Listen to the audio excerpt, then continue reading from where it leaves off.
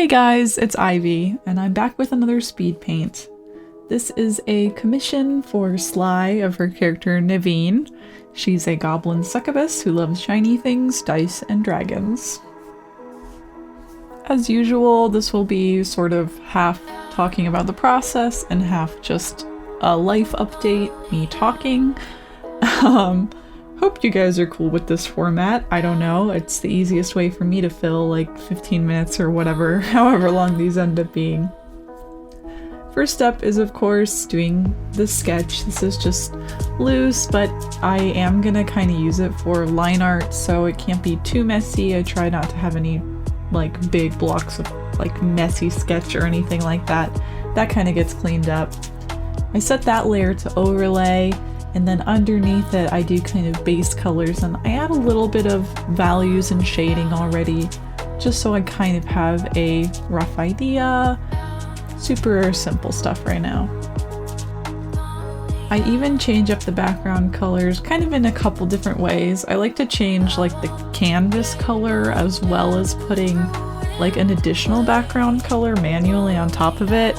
Somehow this gives me like a really cool color like variance. I really like pulling in weird colors in my work, so doing it this way gives me a little more control of the silhouette for one thing, and also just gives that kind of weird like burst of color underneath when I need it, so that's cool. I'm already painting on top. I don't really stay underneath a line art layer very long. This is kind of just like refining some details, trying to make it look pretty. So like the more you refine a face, the more you kind of notice how your sketch is wrong. I mean, that's usually the case for me. The face is always the most important. I want it to look like it matters the most if it's wrong, I think. You can definitely tell if like the eyes are weird or whatever. So that's usually the first thing that I work on and try and get a good vision of, like really down on the thing. But I still kind of am working on some other areas, just kind of like a base level of rendering. Still using pretty big brushes at this point. I'm staying zoomed out, just kind of defining some shadows and getting some extra colors in there, stuff like that.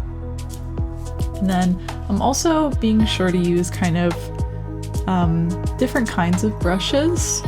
So ones that are mostly hard, I definitely do a lot of work that way, but I feel like when you do only that, your shading can be a little like, I don't know, like flat in my case. I kind of like this airbrushy effect, so I make sure that I incorporate some shadows that are like larger and have more, yeah, that like airbrush effect. But I think a combo of the two is good, because if you use one or the other all alone, that's kind of not going to give you a good result either. I'm using a gradient map here to pull in some new colors. I wasn't really sure how I wanted the lighting. It ended up being a little wishy-washy. Sometimes I really like dedicate myself to like, oh no, there's a huge purple light here. And this time I kind of was low-key about it. But I'm fine with it. I think it looks cool. Like, there's definitely like a purple haze, but it's not so drastic at all. I'm also being sure to, of course, flip my canvas. That makes sure that things are looking right, like I just have fresh eyes on it. Lately I've been doing this 2-view setup a lot. I guess it's kind of 3-view, right? Because there's also the navigator is like kind of the thumbnail. But it's just really been helpful for me. I've noticed a lot in my work. I kind of don't pay attention to detail as much as I want to. That's definitely something I want to work on more. So I've been noticing, like, I think I kind of started having that problem when I started working really zoomed out, which working zoomed out is really good in a lot of ways. Like, you look more at the full picture than like this detail stuff, but it's like a balance. And I feel like I had a tendency to like go in and do detail work and then I'd be like, ew, I ruined it. So using this 2-view thing is like super helpful for me, because I can kind of get that, I can make sure that the detail work I'm doing actually translates right when it's zoomed out. The navigator did kind of help do that, but you kind of need like the mid-range size, I think. So yeah, that's been super helpful. You can do that in most programs, I think, but in Photoshop you go down to View, and then it's like the very last thing is something like open a new window for the thing you're working on. So like you can work on one and it'll update in the other, and then you can just change your view around. It's the same thing, View, it's like 2 horizontal images or something like that. I do this all the time when I'm working on emotes as well. I think that is like essential if you're ever gonna do like Twitch emotes or anything like that, like any kind of super small icon pixel work kind of stuff like that. Please, oh my god, use this. Like it's such a lifesaver to be able to, like, especially when you're doing like that tiny little pixel work, like see how it looks zoomed out. Yeah, that's basically my pro tip for doing Twitch emotes. Yeah.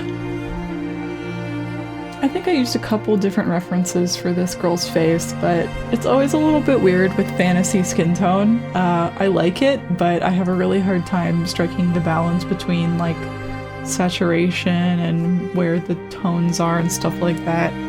Because you want to preserve the color of it, but it's kind of hard to do sometimes. I had a weird jump here. I'm not sure what happened to the footage. I guess it just, like, I didn't record it like an idiot. Sorry about that. The more that I build this up, the more you can see how there's like really a lot of colors happening in the individual areas. Like in her hair, there's like this brown, there's like a yellow, there's a pink, there's like blue shadow. I really like how that looks. I'm a big fan of the artist, I don't know how to pronounce her name. It's Marta Nail, I think. Martanael. Not that I am as good as her by any means, but I've been her patron for a little bit. I couldn't keep doing it because I'm poor, but she has this amazing like color in her work, and I'm such a fan of that style.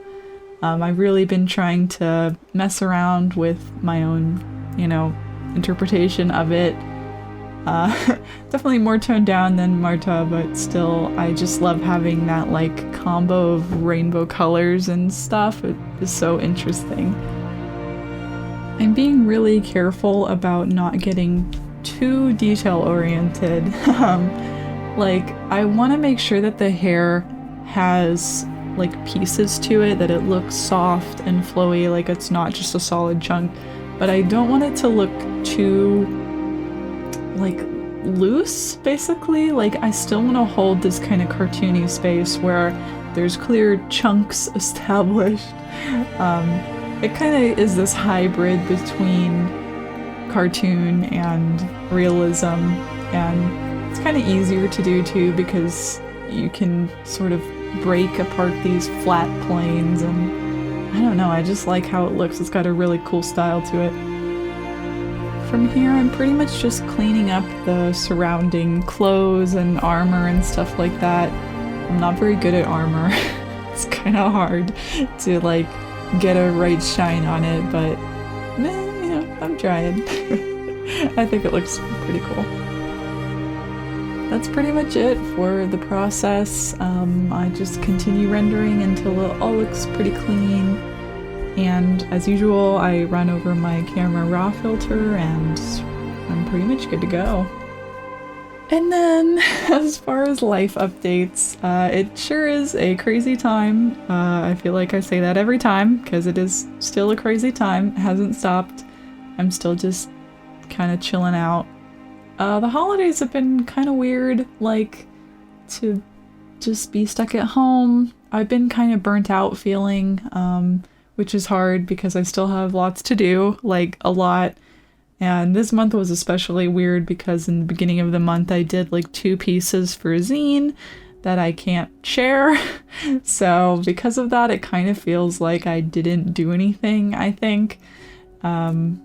So kind of weird. I mean, eventually I'll be able to share that stuff, but it just felt like I did so much work and was so busy, but then didn't have anything to show for it because it's not going to come out for I mean, until 2021, I don't have dates for that, but of course I'll keep you guys posted. But yeah, it's kind of just been like hard to be really excited about work. One of the most annoying things about being an artist, I think, is like, I love doing art, of course, but it's very creatively taxing. So when you don't feel like doing it, it's frustrating to me, especially because I know I could love doing it. Which is like, you know, sometimes you just don't want to make art if you're not feeling it. But then I've chosen this as like my job, so I have to figure out a way to make it appealing, or I can't pay my bills. So that part is a little frustrating, but hey, I'm still enjoying, like, I'm kind of trying to take it easy, like, do my obligations and enjoy that as much as I can, but also not, like, pressure myself, because as an independent artist, there's always, like, more you can do. There's always, like, I could make a post for Instagram, or, like, a video for TikTok, or whatever. And there are definitely times where I'm like, I don't want to do any of that stuff, like, so, I'm kind of not. I'm kind of just enjoying the holiday and spending time with my family and getting the art that I need to get done, and trying to, like, not hate it, you know, like, I actually had a lot of fun with this piece. It was really, like, had a lot of fun elements to it, so I'm very appreciative of my commissioners and patrons, of course, as always. I love you guys so much. I hope you guys enjoy this video and have a happy holiday! Happy candle nights! Okay, bye!